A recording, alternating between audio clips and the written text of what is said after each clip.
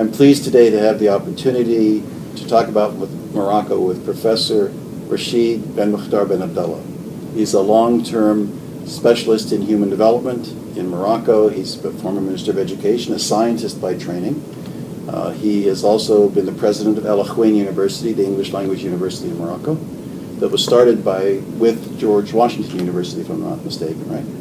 And is now in charge of the National Observatory for Human Rights, human development. A very large portfolio, and one that has been at the heart of the changes that are going on in Morocco. And so I was hoping today we could get your insights and your assessment as to what's going on in Morocco in terms of human development, because we have a new constitution, we have a government that is for the first time a coalition government led by a moderate Islamic party. We have high expectations because of how the king moved so aggressively and so progressively to respond to the concerns of the people after the February 20th program.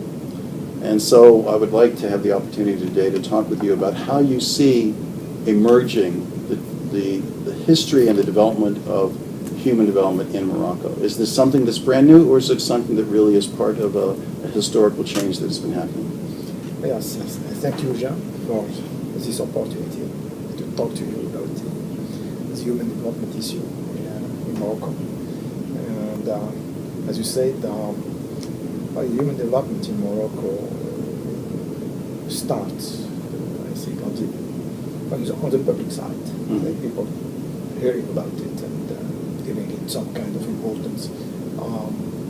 When His Majesty the King, Mohammed VI, decided to launch a huge and important study about the 50 years of independence of Morocco. And he wanted this study to focus on human development. It means how the development of Morocco accompany in some way the development of the population, what it brings to the population, or is it really development or not. So the question was very open to questions, and His Majesty the King asked us to prepare a report that will give to him and to the Moroccans a real idea about what happened during the 50 years of independence. So we created a committee and a commission, committee of directors, with some leading personalities in Morocco, and a scientific committee. And we hired more than 100 experts, Moroccan experts in different fields, politics, but also economy, society, human development, culture, values, and of course education, health, whatever has a link with human development. And this report was finalized at the end of 2005 and submitted to His Majesty on January 2006. What this report said? He said that the country made a lot of progress, mainly on the economic side. But unfortunately, not all the Moroccan profit from this growth and from the wealth that have been generated. So it was uneven in terms of the economic development of the country? Between people and between the region of the country. Okay. Second, that we should have done far, far better.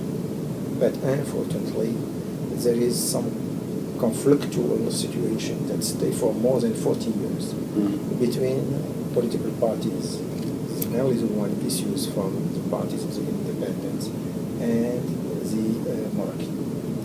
And this fight and conflicts impedes the country to work on the most fundamental aspects that are 5 important factors. The economy, but economy related to its impact on the population. It means an economy that look to the wealth, to employment, but also reduce inequalities between people and between the regions. So growth doesn't mean development.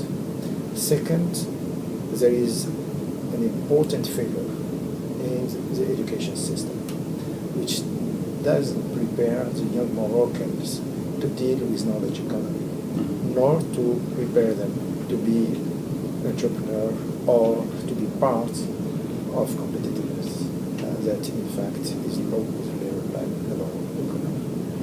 The other aspect is health.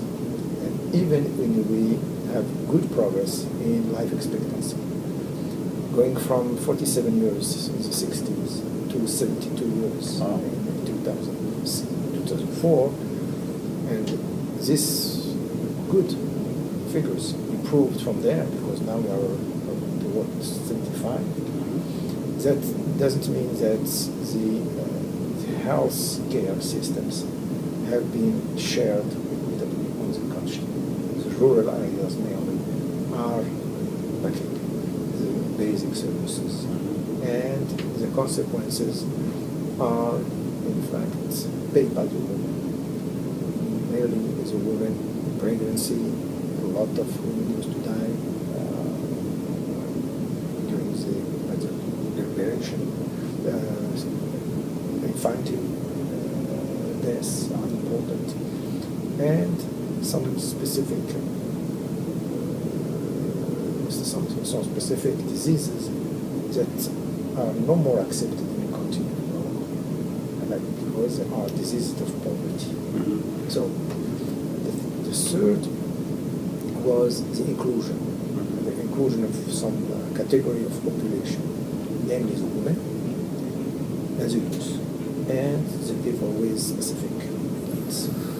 That means that there is no policy for these ones. The women are not included in the economic process, in the employment process, even in education. And at the same time, the laws that are protecting them are not enough to give them the parity, or at least the same conditions and the same protections that they used to have. Second are youth. And youth were considered at this time more as a problem than as a potential. And that was a good mistake, because the future of the country depends on the youth and their capacity to be part of the process of building the nation. That, and of course, regarding the people with specific needs, almost nothing done. So that were the issue of the inclusion. And the fifth one was about the governance. That there is many things to say about governance at national level or at local level. Even we implemented some kind of representative parliament or representative bodies in the local areas. Democracy was not there. And the relation between these bodies and the people are not relations of civil servants, or people are acting for the benefit of the population, but more as people that are profiting from the situation. So what you're saying actually is that February 20th, or the Arab Spring, was not the first recognition of the fact that Morocco needed to do more. Sure. That in fact His Majesty the King, Mohammed VI, commissioned a study that said, well, how have we done? A report card for the first 50 years. Yes. And out of this came INDH, or was the National Initiative for Human Development, was that around the same time that it came out? Absolutely. I think that His Majesty was aware that our findings, as a report was, it was in fact in the last phase of its edition. He announced the National Initiative for Human Development. It was in May 2005. This initiative is interesting because of many facts. First of them, for the first time, officially, we recognize that we have an issue of poverty and exclusion. That's very important. And at the same time, we try to find solution to poverty and to exclusion differently. It means trying to look to the exclusion as it is, with its components, but at the same time have a specific situation, and at the same time for poverty. And in Morocco, the poverty is more in rural area, right, as the exclusion is more in the cities. The second thing is that this initiative can also to recognize that the region are not all of them at the same level of development, and there is a need of projects and programs that will try to at least bring the minimum. And that means that there is something to do at the level of the provinces to reduce the gaps in infrastructure in some way, to favorize the access, access to water, access to electricity, access to education, access to everything. The other aspects from this initiative is that it will be ruled following a participative process. That means that there will be a kind of organization as its initiative. It will be independent from what they say specific sectors, but we have a strategic committee at the level of the government, a monitoring committee with different ministers that are involved at education, health, social development, for example, and coordination, national coordination, and at the basic we have committees. We have a provincial committee and we have a local committee. And the local committees are composed of the authorities, of course, the elected people, but also participation of association from the regions. And the idea is that to try to find out projects coming from population, for the demand of the population, or from the through the association or the elected people, and to select this project at the level of this commission, and then to make some kind of consolidation of different projects coming from different communities at the level of the province.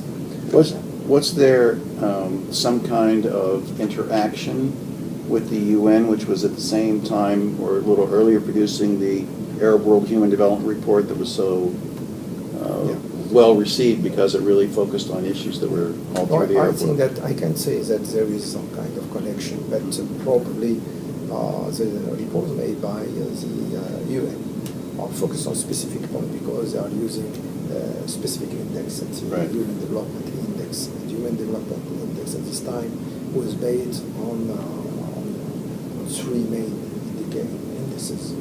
One of them is education, but through literacy and all the health, life expectancy, but also this indicator regarding the mother. Right, life expectancy and delivery of children and all that. And so on, and the GDP. So it's actually narrow compared to your study. Relative to our studies. But what is, in fact, in this report, that they come with a kind of ranking. And this ranking rank Morocco among the countries that have less succeeded in development. What actually was right on different points. But the way the UN used to do it was have some biases because they were not using the homogeneous data from the different countries, not always the same years, and things like that. And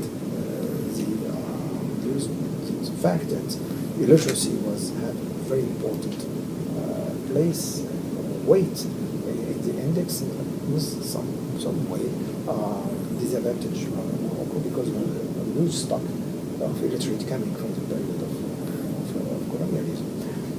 But that is not the question because we recognize in the report that we have to do better in education and health and in economy. So I think that that's the most important. What this initiative brought is a new kind of dealing with the population, this need of participation and a special budget to do projects that are done in the communities that among the poorest in the country, because the rate of poverty that was chosen to aim this community was 30% of poverty, rate of poverty, which is huge, is important. And the same for the cities, for the quarters that will be selected. The amount of money was was about 10 billion dirhams, with the possibility to increase it. So funds coming from association, from different contributors and so on. So that it's really a very interesting problem. Well, from the United States side, the Millennium Challenge Compact for $697 million directly fed into the INDH, Yes. particularly in the rural areas, Absolutely. agricultural, Yes. the Fez Medina project, there were water projects. So, and it was based on the quality of Morocco's planning. Like you said, one of the requirements of the MCC was that you had to have stakeholders responding to the project. Yes. Well, even if we, in our evaluation, we didn't mix the different programs. We focused more on the national initiative for development. But it's true that there is the other programs, the MCA and so on, that are targeting some kind of population, some kind of activities and so on, but not exactly in the same places or same areas. Right. But overall, but overall, there is all doing something. So, to be honest, if you want to evaluate the impact of the national initiative, you have to make sure that there is no others programs that impact also the same community or same population. So we try to do this clearly in using the methods that in fact allow us to make sure that if there is an impact, it's come really from the How does that now fit in to the observatory? Because if we've learned anything in the last 20 years, it's that human development has to be sustainable, Yes. and it has to be participatory, as you Yes. said, inclusive. Absolutely. And so a big issue is capacity building and institutional development. I mean, is this the field that the observatory is working in, or? Yeah, what we, as observatory, we are not the ones who define the objectives of the programs. Right. Since the program was set in the place. But our role is to try to find out the effectivity of these programs, and with indicators that are our indicators, and to try to see if there is a real impact on the population. So we made a choice of different kind of factors that for us are very important. For example, the income of the population, the expenses of the population, the access to education, access to health, the nutrition of children, for example, housing, also the quality of housing. That's also very important for us. The access to transport, different things that at the same time are directly linked to development or to poverty or exclusion. So we worked with different approaches. One approach is to go in the logic of the report of the 50 years of independence, going to these factors I told you about, and say, okay, after 5 years or 4 years, what the difference? So, for example, we choose the inclusion, and we compare situation in 2004 and 2009, and it came with a report. Let's say, okay, here where the progress was made, and here where there was no progress, and here the change that we had in our indices. At the same time, so we came with recommendations and say what to do. So talking about inclusion, so the women aspect. And then we saw that there is this family code, for example, that is something very important.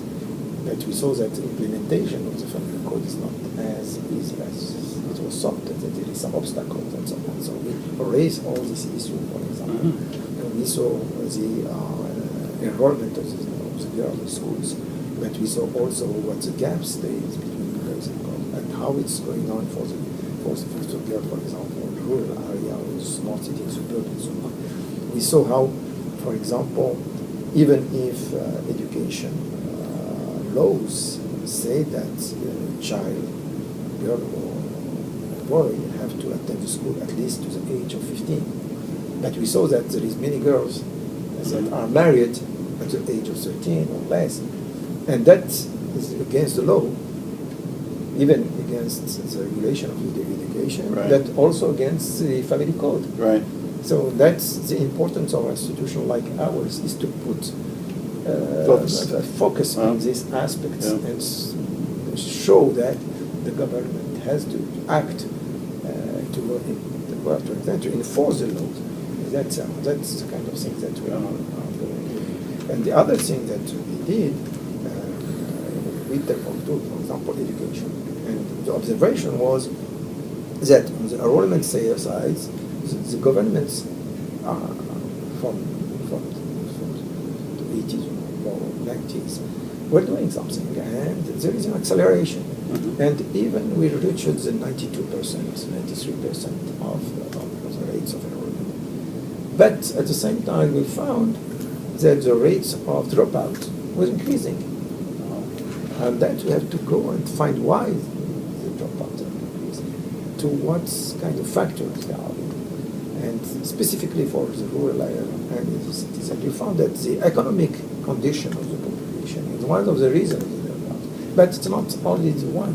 The quality of education is responsible also for the dropouts. So the dropouts start to be something very important and need specific actions to stop the dropouts. And the specific action needs that the quality have to be addressed. And that's the message. Yeah. You can't go only with increasing the enrollment. We have to increase and to improve the quality of education. That you see that is a kind of thing. And now we have finished the report on the evaluation of the impact of the impact of the rural areas of the communities that are involved in these projects.